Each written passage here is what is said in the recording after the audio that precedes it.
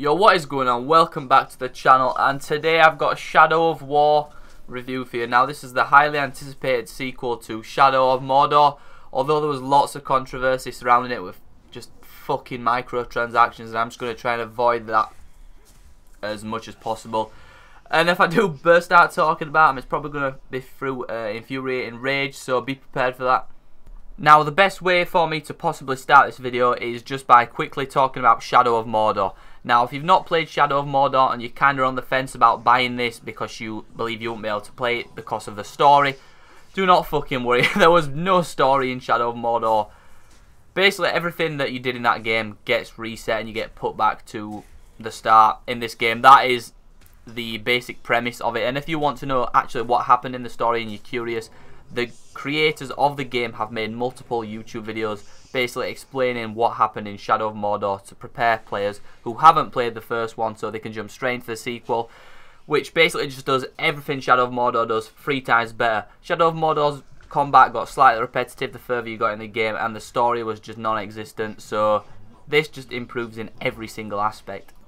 Now if you're a fan of great storytelling like in other RPGs, i.e. The Witcher 2, The Witcher 3, this is not the game for you. If you are interested in awesome combat and a very unique nemesis system where you basically control and dominate orcs and turn them over to your side, raid fortresses, and just have fucking shitloads of fun, this may be the game for you. But if you're coming into this game expecting a ridiculously great story, you're not in the right game. The story here is hit and miss, similar to the first one, slightly better than the first one, but nothing to write home about.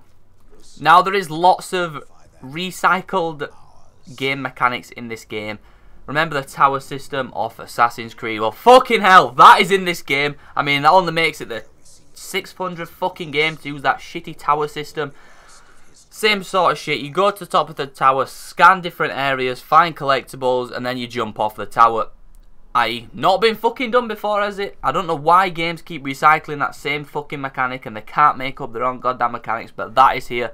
Of course, you can ignore it if you want, but once you've captured these towers, they give you fast travel points, so there is some sort of incentive to go and capture them, but it is pretty much boring. There's no puzzles. Every single tower plays the same. There's 15 of them. You climb to the top, scan the area, and jump down. I think that, for me, was the most boring part of the game. And finally, they've listened to the fans. There is difficulty options in this game. Now, you've got easy, normal, or nemesis mode. Now, if you died a lot in the first one, and you want to continue dying, I don't know why you want to die so much, pick nemesis. But I'm going to warn you, you're going to have a fucking hard time every single time you come into contact with a lieutenant or a war chief. You're going to die with every single one. You're near enough going to die unless you're a goddamn master at RPG games. I mean, I'm pretty good at them, but I wouldn't want to play it on that game mode myself. I think normal is where you're going to find most of the fun, but if you're a hardcore player, jump straight in, go for nemesis, especially if you sesh the fuck out with the first game. Now, the skill tree in this game might confuse a fair few people. Well, there's multiple skill trees relating to different things, and within this there's, I think, 8 or 9 abilities.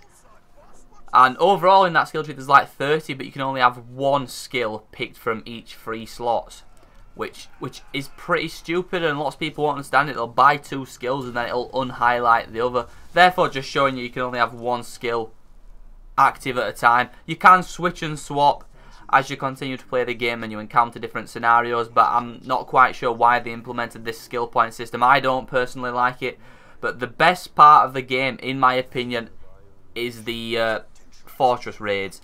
Now there's 4 fortresses for you to capture as you play through the game, and you can only complete and unlock the full ending as you've captured all of these fortresses, which is where the microtransaction controversy came in. Lots of people are saying it's impossible to capture all the fortresses and defend them unless you've got legendary orcs. But what people fail to understand is the loot boxes in game can be purchased with in-game currency, and in-game currency is so fucking easy to come by in this game. I found myself with over 100,000 mithril at one point, and that is just from killing captains and destroying the weapons they give you. Because when you destroy the weapons, you might get 300, 400 mithril per weapon. You can also put your orcs in pit fights, which you also get paid for, and you also get skill points for. There's so many different ways to earn money in this game. I couldn't see how that was a problem. Now, the microtransactions, I hate them, but they're not a huge factor in this game. Now, of course, if you want to splash tons of money on it, go for it. You're a fucking idiot when there's hundreds of ways to earn money in-game without spending money. Real money, that is. Each crate's 1,500 mithril, which is so easy to get, and I think I've opened 3 or 4 of them. Of course, not with real money. I'm not that stupid. I'm not going to put real money, because then they'll continue with this bullshit. You serve the Bright Lord now.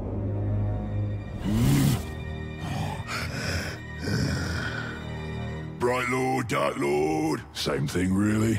End results me ripping spines out, which I like to do anyway, so either way's a win.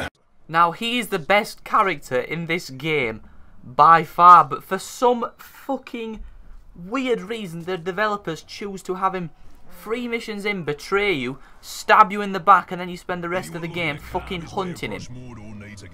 What were you thinking? Can none of you construct a decent story? He was the best and most funny character in the fucking game. The first time I met him, I was laughing out loud for the first time in a Lord of the Rings related game ever. No other game's been this funny. He was the fucking standout character, and you decide to have him stab you in the back and then send you on some boring chase ass missions. What were you thinking? What were you thinking? Now, the variation of different creatures in this game is a huge step up from the previous title. In this one, you can ride Grogs, Caragors, which you could also ride in the first one, but you've also got the inclusion of fucking dragons. So, no longer, you don't need to fuck about. If you just want to go OP as shit from the beginning, just spend all your time tracking goddamn drakes down. You take one of those down. You don't need an army with you to conquer a fortress. You just fly in with a goddamn drake. Now, I'm kind of annoyed that they added them in because they can just be so overpowered. Once you're on a drake, that's it. You don't even need to focus on anyone else. It literally just kills everyone. I have never died once from being on a drake, and the drakes never died.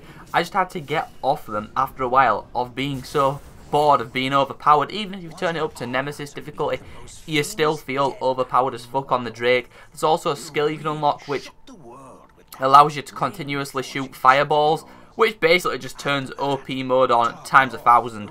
But it's nice to see from the developers adding different creatures, not just Grogs and Caragors, because it just felt a bit rehashed from the first game. They've added a different creature, which I'm grateful about. When I first saw them in the trailers, I didn't think you'd be able to ride them. I thought they'd just be something, some crazy ass orc Nemesis comes flying in on a dragon, then burns you to shit. But nope, you can actually ride them. They are actually playable. Now, the game infuriates me in many different ways, like Zog the Eternal, great character, not in it enough. Ratbag, great character when he's in it. He's the second best behind Bruz the Chopper. The scenes with him, I genuinely laugh out loud, but the game only has a few of these moments. Throughout the rest of the game and the rest of the story missions, you're going to find yourself bored as fuck. Again, where this game shines is the Nemesis system. The rest of the game is pretty much a flop. The combat system is nice, but the story, I just don't know. They needed to hire new story writers. There's there's like 4 good missions at best, and the ones with Ratbag aren't really fun missions. It's just the cutscenes with Ratbag that make them hilarious, which make the missions worth bearing through, just so you can see a cutscene with Ratbag at the end and fucking laugh out loud. But basically, there's tons of different locations in the game, but to break them down for you, you go to this location, capture the fort, you go to that location, capture the fort, then you go back to this location, defend the fort, then you go back to that location to attack the fort, then you come back to defend it, and then they make you play through more repetitive, boring ass missions. The missions, I just don't know who was the mission designer. You literally follow like the most boring characters around ever, because Ratbag is barely on the missions. Gollum's in 2 or 3 of them, which he is again an interesting character, and Bruz, such squandered potential for a potentially great main character, but they threw that out at window. The main selling point of this game, from me to you, is the Nemesis system. The combat is also very fun, and attacking and defending fortresses can be fun the first 10 times, but then it becomes slightly repetitive. And with no real multiplayer element to the game, this is where you've got to question how long you're going to spend playing this game. If you speed run through games, this may not be the game for you. If you're willing to take your time and enjoy what you can, and go through and collect the collectibles, and just go through the game briefly. If you rush through it, you're not going to have much fun, because once you've completed the game, there's no real replayability apart from expanding your orc army, because the multiplayer aspect is so shallow. You literally go into other people's forts, attack them, and then defend yours. And if you lose an orc in the multiplayer segment, you lose that orc forever, which again is pushing you towards the fucking cash shop. Because if you lose that orc, well, let's just go over to the cash shop. I'll put £5 on. Oh shit, I got a better orc than what I lost. And you're scummy for doing that, Warner Bros. You're very fucking scummy for forcing Monolith to put that in the game. So this is basically down to how you play the games. I would only recommend it if you're into RPG games, you love the Lord of the Rings universe, and you're willing to take your time. If you're someone who likes speed running through games, rushing through, I would not recommend this game. But there's a lot of fun to be had, especially if you played the previous one and you loved the Nemesis system and you wanted to see it expanded and improved, which it has done in many ways in this game. The Nemesis system is fantastic and is one of the best selling points of the game. And it is the most unique concept I've seen in any RPG from the last 4 or 5 years. A couple of years ago, it was all about giving you choices in games, and they've really expanded on that. They gave you choices to create your own fucking orc army, which is awesome, especially if you're a massive Lord of the Rings fan. And one last thing I forgot to touch on is Blood Brothers. So if you basically recruit an orc follower in this game, that follower might have a blood brother.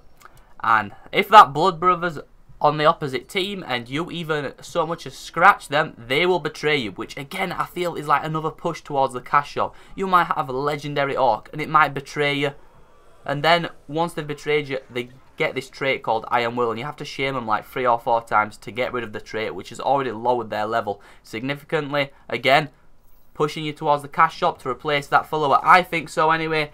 But this game is good, guys. Don't get it twisted. It is a very good game, but it just has a lot of flaws. So beware of that. If you are going to buy this game, I would probably say wait for it to be discounted, and then it's definitely worth a buy.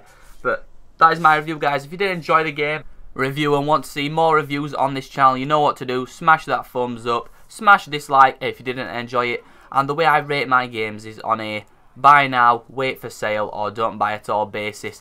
I just feel more comfortable giving it those ratings than giving it, say, a 5 out of 10, 7 out of 10, or 9 out of 10, because I think that is a stupid way to review games. You're either going to buy it now, wait for a sale, or not buy it at all. But again, thank you all for watching. I'll see you all tomorrow. And my bitch call, talking about some drama. I swear there ain't no time for women on a come on. It's either pussy or the come on. Man, I just wanna go flex. Gold on my teeth and on my neck. And I'm stone cold with the flex with my squad and I'm smoking.